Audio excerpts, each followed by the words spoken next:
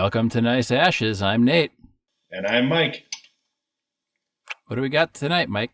Today, whenever you're listening. Whenever you are listening. What do we have when you have it? We have the Nub 4-inch Habano. I was giving this the old snaz test, and it smells more interesting than the Cameroon, which we smoked last episode. Yes. It smells much darker. Well, it looks much darker, too. But yes. I've found, in my head, I've always thought of myself as a Maduro guy. But you've been digging the Connecticut's. I've been digging the Connecticut's and the Cameroons and the lighter stuff, yeah. So, not that I'm not liking the Maduros. Well, yeah, of course. Maybe my palate is changing. Because I used to be really into English pipe tobacco as well. And that stuff's really earthy. I like that. Yeah, so do I. I like the spiciness of it. But lately I've been going more towards like the high-end flavored and lighter tobaccos as well. So maybe in my old age, quote-unquote old age, I am expanding my palate. I don't want to get too deep into this, but I did try the Cult Blood Red Moon pipe tobacco. Oh, did you? With Dave. And Dave has done a lot of aromatic tobaccos. And we were sitting out smoking it, and I built a fire back here out on our patio. And I was telling Dave that this was my very first aromatic pipe tobacco, and I've been smoking a pipe for, 2+ years now. Sure. And he was very surprised that I hadn't had a flavored tobacco yet in my pipe. Wow. See, and I've tried a lot of flavored pipe tobaccos, and I don't like them, usually. But, yeah, and that's what I thought, but that one was really nice because it's not overly, and I don't want to get too much into it because hopefully we're going to do some little special episodes with pipe tobaccos. But I'm a fan. I like that one. That's pretty much the first flavored pipe tobacco that I have found that I really liked. And I've tried the CAO cherry, and I really like that one too. Okay, see, I got the CAO cherry bomb, and the Cult Blood Red Moon in a pack. In that pack from they had it on a huge discount on pipesandcigars.com. Not a sponsor, and I just got both because it was super cheap. And I've only tried the Blood Red Moon so far, but in my opinion, the CAO cherry is not as good. But I also have all of the CAO flavored tin tobaccos. I want to try the Moon France. Yes, yeah.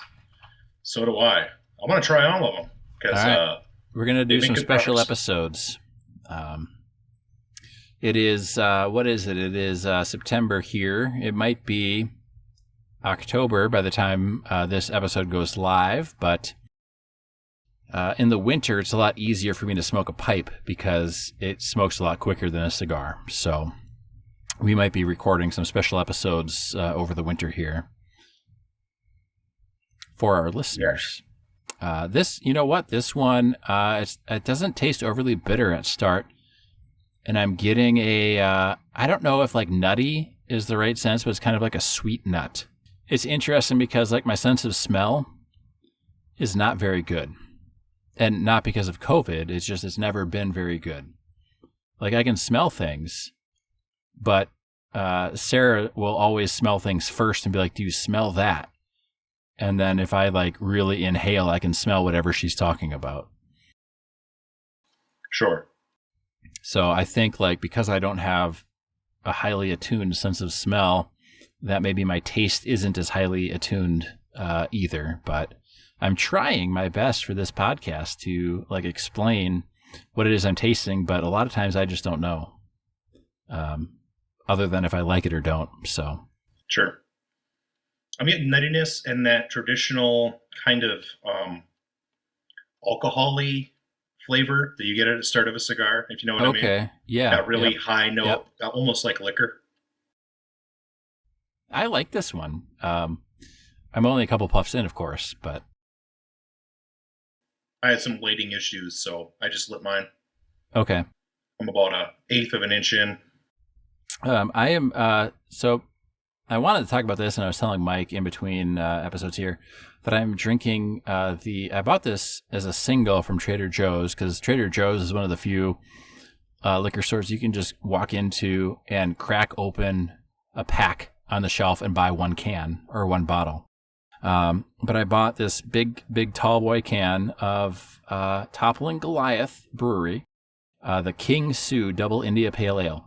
And if you go to the Natural History Museum or the Field Museum in Chicago, they brewed the Sue beer for Sue, the Tyrannosaurus Rex, which is on display there. And this is the double IPA version of that. And it's brewed in Decorah, Iowa, of all places. And we talked about Iowa on our last episode. But this one's got like some mango, orange, and pineapple in it.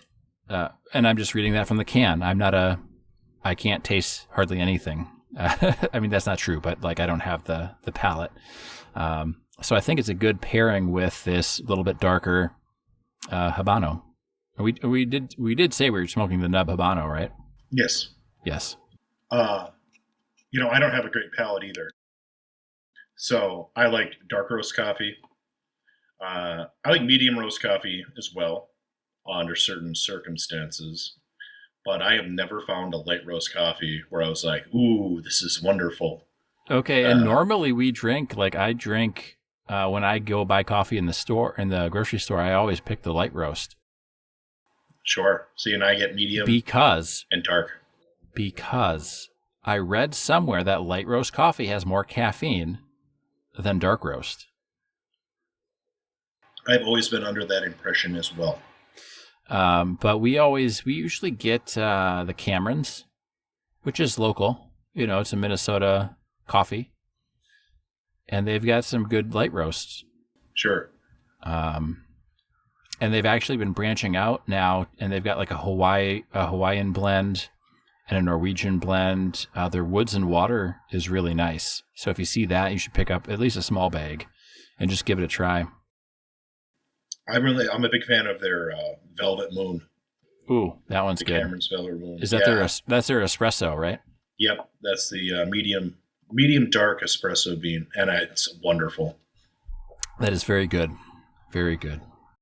But I drink a lot of different coffees from a lot of different places, local places usually. And you drink a lot of tea. I do, which we've talked about before on the podcast here. Yep, I am a tea guy. There's one company, now I can't remember the name of it, but I drink several of their teas, and they're out in North Carolina. Okay. And they're quite good. I suppose I could look it up for everybody. You might as well give a shout out. I mean, we don't have any sponsors, so that this is unsolicited recommendation, which sometimes are the best recommendations, I think. Oliva Pluff and Company. Okay.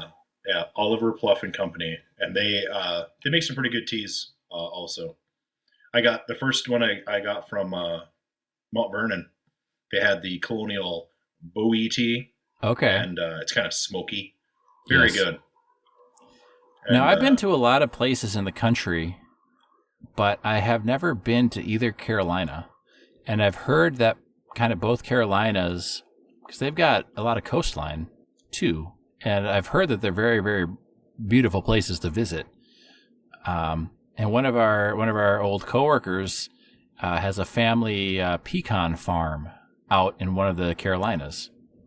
Okay. And they're from South Carolina, by the way, not North Carolina. Okay. I'm not sure if I said North. I don't remember. I don't remember either. They're kind of the same thing, like Virginia, West Virginia. It's just Virginia. Well, no, because West Virginia let's not fight. Weren't a bunch of traders 150 some years ago, 160 years ago, whatever it is now. Well, and I only said that because I knew that both Virginias were going to get upset at that. Mm-hmm.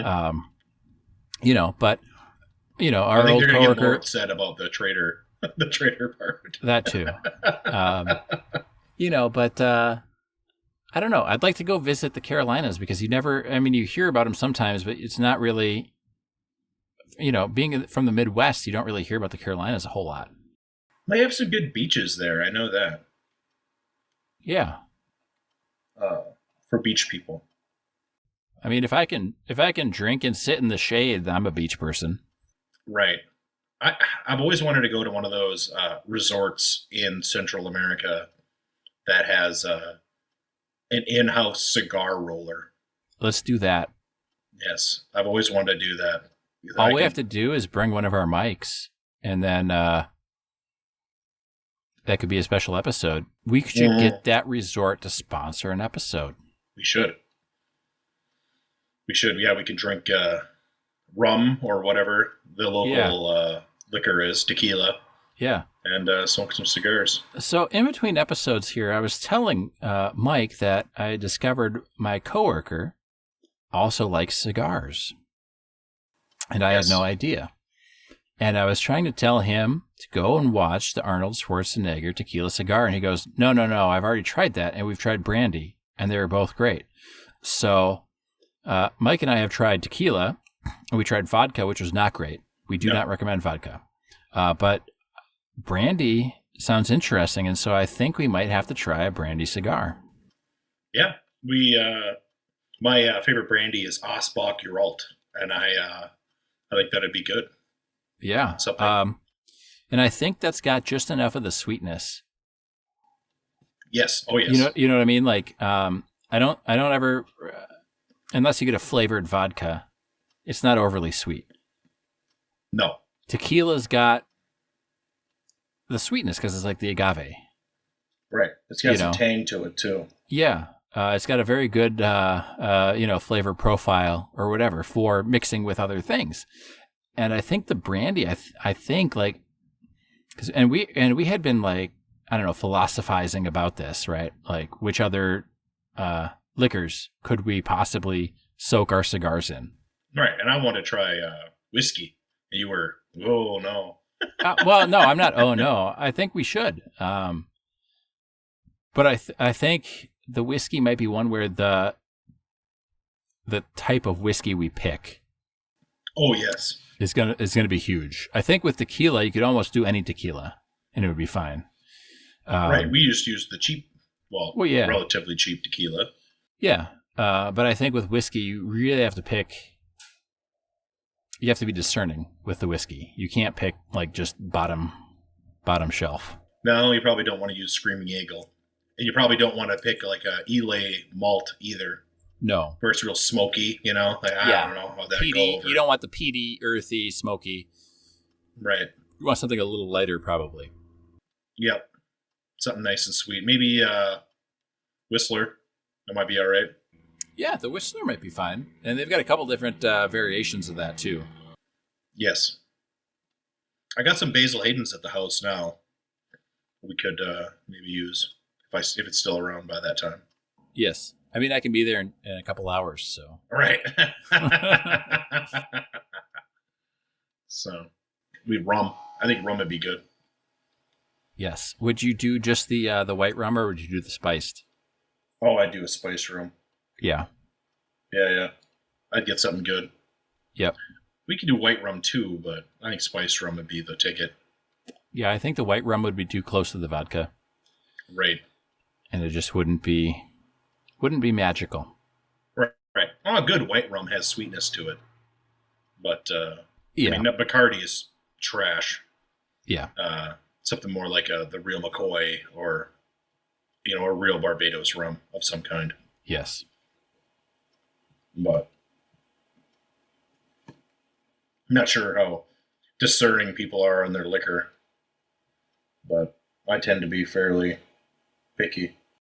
Yeah, and what I've heard, and I don't know, it's not necessarily always true, but what I've heard is, it's kind of like just one of those sayings where there's a little bit of truth in it. But for the clear liquors, you can be less discerning, and you need to be pretty picky with the brown liquors. Sure. I mean, a spiced rum is a spiced rum. Not always. Not always. So I've had some spiced rums that had fruit notes and were extremely good. Like straight. Just drinking it was really good. And then I've had clear liquors that are, Kharkov vodka is not good. No, but I also think like it depends on what you intend to do with this liquor. Like if you're mixing it, that will play a role in the decision. Sure. That is true. I've gotten away from mixing my liquor at all. Yeah. Mr. Whiskey Sour over here. Well, yeah. I mean, I like my whiskey sours. This is well, who like doesn't? I'm not naysaying that. I'm just saying like, it's like the way I make, quote unquote, make a whiskey sour at home is I do a shot of whiskey, a shot of lemon juice, and then just club soda to fill up the rest of the glass. And I put it in a beer glass with ice in it. So it's definitely a mixed drink, but I'm not putting brown pop in it or something. or like 3 tablespoons of sugar. Right, yeah, there's no sugar. Or simple syrup is what they use, right? Yeah, you can use simple syrup. I don't have any in mine. I've made them with simple syrup, and I don't like it. I don't like the overly sweet, Yeah. If I'm doing whiskey like should bring the sweetness up. Yeah. Enough by itself. If I'm doing a one-off drink, I could do a sweet, like a sweeter, more fruity drink, but I'm not going to sit there and drink those all day long.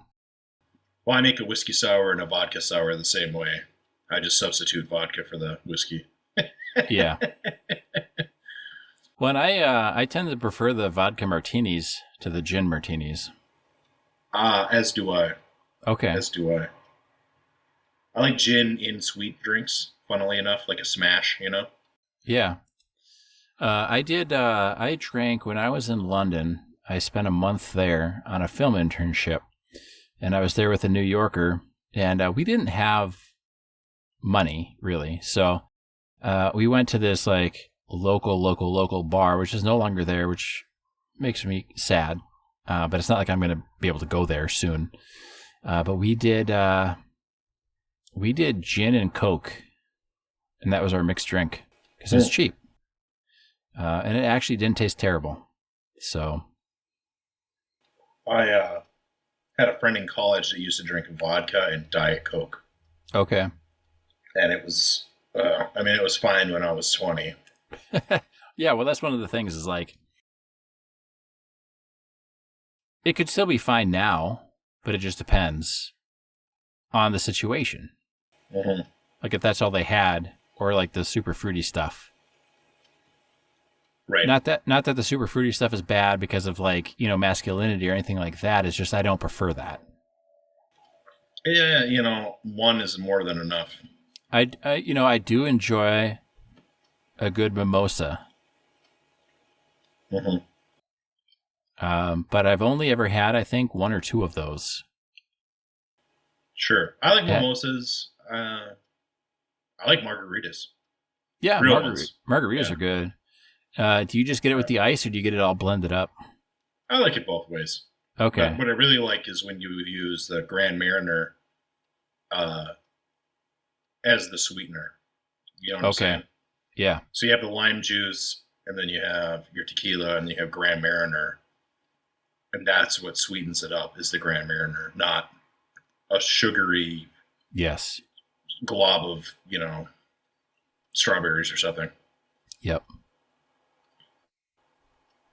But that's really, I would consider that more of a sour, a sweetened sour.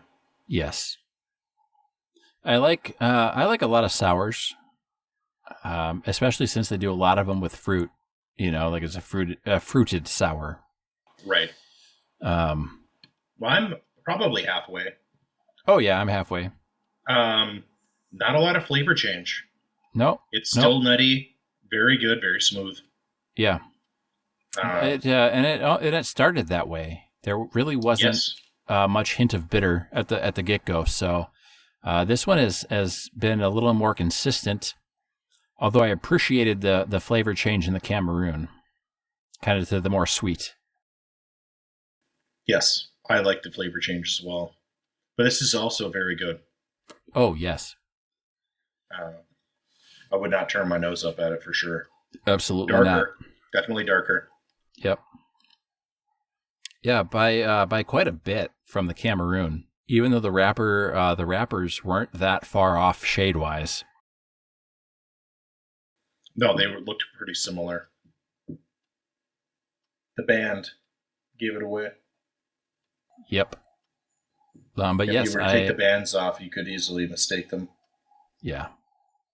I liked both of them so far. Yeah, I think it's good. I'm trying to decide, like, if I had both in the humidor, which one would I grab? And I think that'll be a question that we can ask at the end when we get there to the end of the cigar. Right. Well, so far they're both good. They're different, but they're both very good.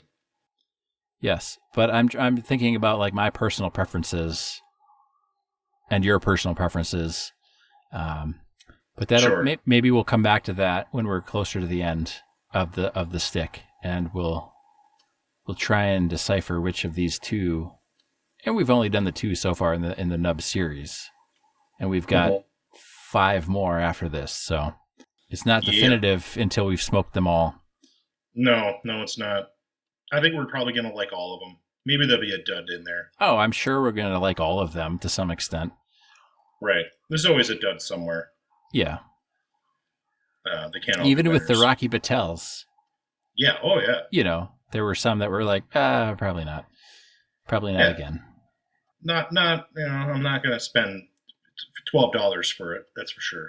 Yeah. If somebody else was like, "Here, do you want to smoke this?" I'd be like, "Yeah." Right.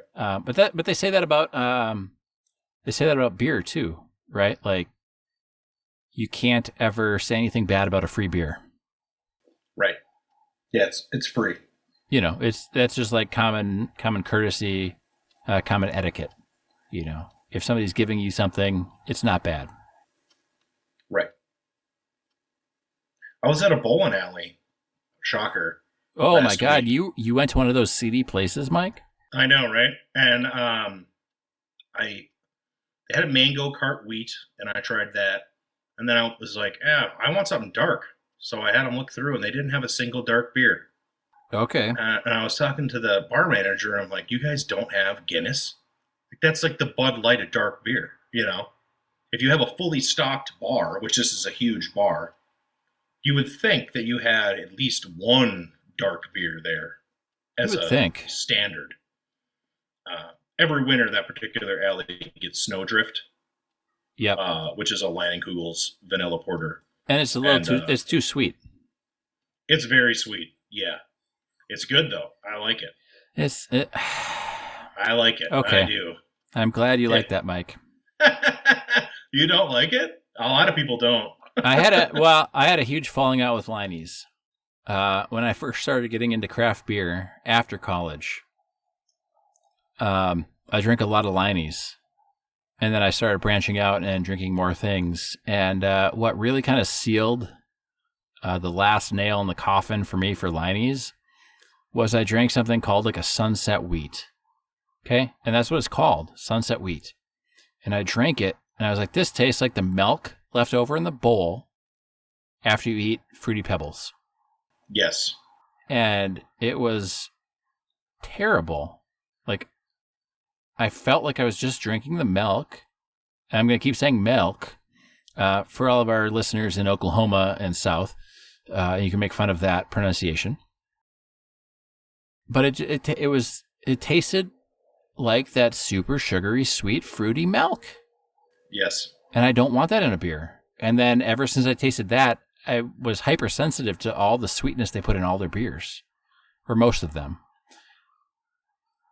And their Berry Weiss is horrendous. Oh God! In my opinion, the summer. The summer shandy is fine in the summer, but it's got to be like it. It's got to be like an 80 or 90 degree day. I don't like it. It's too sweet. I would. You know what? I would rather drink one of those Natter days than a Liney's anything. Their juicy peach is good. It doesn't really taste like beer though. It tastes like a peach seltzer. See, and that's the problem. Like, if I want a peach seltzer, I'll go buy a peach seltzer. I don't want it in my beer. Their grapefruit shandy is pretty good. Also very sweet. One of my friends' wives really likes that. Everything's overly sweet. It is. Yeah. I mean, I don't like Honey Weiss either. I know that's like bordering on sacrilegious in this area. I don't Yeah. think it tastes like honey. Well, okay. Would you rather drink a spotted cow or a honey Weiss? Probably a spotted cow. Perfect. Great. Yeah. We can still be friends. Yeah, probably a spotted cow. I would say spotted cow every time, pretty much. Yeah. I recently had a honey Weiss for the first time in years, and it was on tap at the lodge. Yeah. When we went to the Liney's Lodge. Yeah. I mean, it's cool to go ago. there, but everything they have is like overly sweet, and that's kind of what they've like dug their heels in. And that's like they used to call it creamy dark, and now they call it whatever dark. It's kind of a lighter dark beer, like a medium bodied beer. And I like it. That was the first dark beer I tried that I liked when I was I'm not opposed younger. to like drinking a Liney's here and there, but I'm not ever going to go buy a 6-pack. You know what I mean? I don't think. Well, I don't buy the Snowdrift and bring it home. Yeah. I only drink it at this one bowling alley that I know is going to have it on tap. Okay, yeah. Well, You know and on tap is different. Yes. You know, if I had the opportunity to drink a Liney's on tap versus in the can or bottle, it'll be on tap. Right. But I'm not buying it to bring home, like you said, you know. Yeah, no, that's like I buy Guinness and bring it home. I like Guinness a lot. Oh yeah, Guinness is great, and even their Harp Lager is good. Yeah, I like Harp. I like Smittix. Oh, Smittix is great. Yeah, Smittix is good. Yep. I'm a big fan of the Snake Bite, which I guess there's a lot of different versions of a Snake Bite, but it's half Guinness and half Magners as far as Okay. I learned the term. I know that there's a shot called a Snake Bite. Yeah. But what I mean is a layered drink with Magners and Guinness. And I like Black and Tans too. Oh yes, me too. Have you tried the Killian's Irish Red? Yes, I've had Killian's. Yep. Okay, that's pretty good. I didn't like it the first time I tried it. It's totally not. It's totally not an Irish beer though. Right.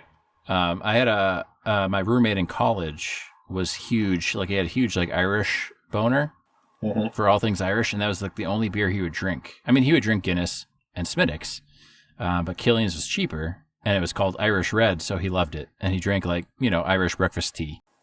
Yes. So we went, and I think I mentioned briefly on the last episode that we went to Wisconsin. Yes. For my brother's baby shower. And we stopped in this brewery, and I did some research because we were like, okay, we got to go there. We got to get back because my wife's mom was here watching Vivian, and she wanted to leave that night yet. And so it's a 3.5-hour drive there and a 3.5-hour drive back. So we spent 7 hours in the car, and we were like, oh, we got to find some breweries on the way back so we can hit like a brewery on the way back.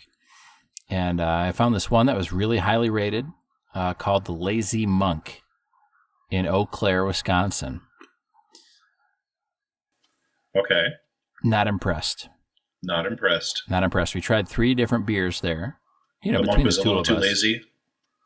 Yeah, and that's what I was telling my buddies. I'm like, yeah, we stopped there, and the beers really weren't that good. And he goes, well, it's a Lazy Monk. If he would have been, even just an averagely performing monk, it probably would have been good beer. So, yes. You can't always trust the reviews online, but they were dog friendly, so that was kind of nice. A lot of them are. Yeah, not the one downtown Robbinsdale. They're not anything friendly. They hate the community. We actually got kicked out of the brewery when Vivian was 6 weeks old. We walked down there with her in the stroller, and we sat out on the patio, and Sarah and I had a beer, and they came out and they were like, you need to go sit under the giant circus tent in the parking lot. You can't sit on our patio. And I'm like, she's 6 weeks old. You think she's going to try and steal my beer? So not family friendly. They don't want dogs. They hate the community. And through other things, I wanted to make that joke, but I wasn't sure if that's how it was going to be. No minors on the porch. Yeah. Yep. That is how they are. And it sucks because they're within walking distance, and we can't go there because it's not fun. And our daughter is very, very well behaved for a 2-year-old, especially when we go out in public. And I just brought her to Half Price Books tonight because she wanted to go book shopping.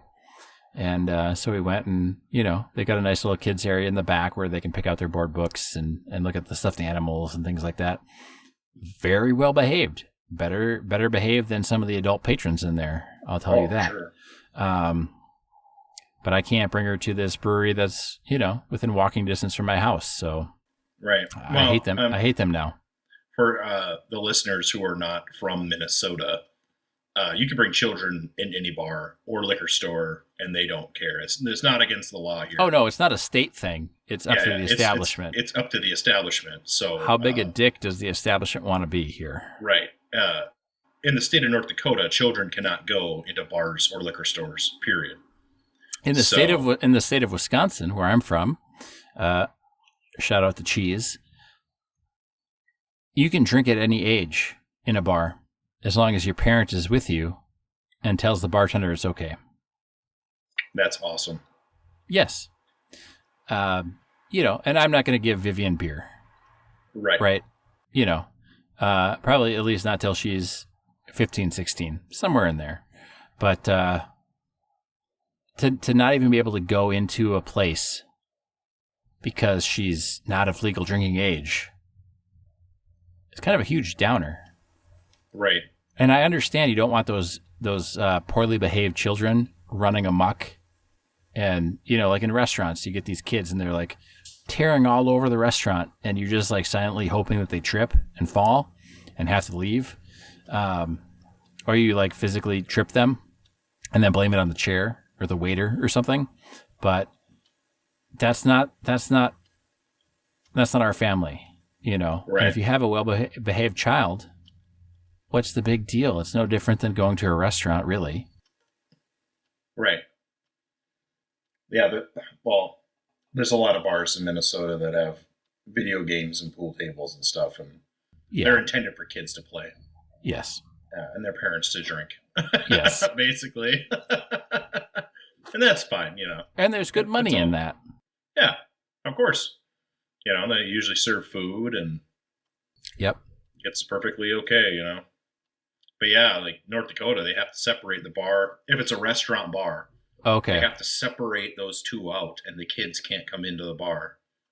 So the bar area has only adults. It's actually kind of nice, to a certain extent. Well, and that's great too. Like if you have babysitters and stuff. They usually have a section that's not, quote unquote, not the bar. I know that. I'm just saying, like, Vivian was born at the very, very start of the pandemic. Right. So we don't have the same, do you call it a black book if it's babysitters? Sure. I don't know. We don't have the same, like, Rolodex of babysitters as parents that had kids prior to the pandemic, because there was nobody and you didn't want anybody in your house at the very start of the pandemic. So we don't have that same babysitter network. And we like going places with her, so when Sarah and I do have the babysitter or one of her grandparents here watching, then yes, we love to go to places where there's no other kids. Sure. But I think, if you have well-behaved children, you should be able to go wherever you want. And legally you can, but it's up to the establishment here in Minnesota. And a lot of kids aren't well behaved, and I understand that too. So I have about an inch left, and same. My cigar is turning sour. It is. It's very sour. Yeah, mine is turning sour. I think that it's not the flavor change I was hoping for. No, it was good until it got just sour right at the end. Yes, kind of like the other one. The other one lasted longer though before it got sour. It did. The other one was much better overall. I agree. But I agree. I think this is probably it for this one. Yeah, there's a lot more left to smoke if I wanted to subject myself to it. Yes. Which is kind of sad. Yeah. it's a testament to this one. I don't think this is a full on dud though. No. The first 3/4 was very good. Very good. And then instantly it was like I know. Switch turned. And you it was said like, that ooh. we must be evenly matched on smoking this one because I just put it down and then you said, "Oh yeah, mine's getting sour," and I was like, "That's why I put mine down." I haven't tapped it out yet, but I'm gonna let it sit there for a minute. But I think so far the Cameroon. I'm holding it, but I am not smoking it. I think the Cameroon is better than the Habano so far. Yes, I would agree. But not that this is bad. No, it's not bad. Cameroon was better. It's good. The Cameroon is better. Yeah. Like I say, I think I'm starting to shy more towards lighter cigars. I still like the dark ones too. It's not. Oh man, there's some really great dark ones we smoked. Mm-hmm. But I almost wonder because I wonder if it's easier to make a great lighter cigar. I don't know, because there's a lot more oil in a darker cigar. That's true. And that oil builds up, and it just turns sour. That's like, well, it can. The Winston Churchill effect, right? Like he never smoked him past half. Yeah. Supposedly. And he also had apocryphal. He also had the disposable income to not smoke them past half. So. Right. Yeah. Oh yeah. Yes, he did. But not everybody gets to have champagne for lunch. That is true. As destructive as that would be. This one's decent, but the Cameroon's better so far. Tune in next time for the next nub. Toodles.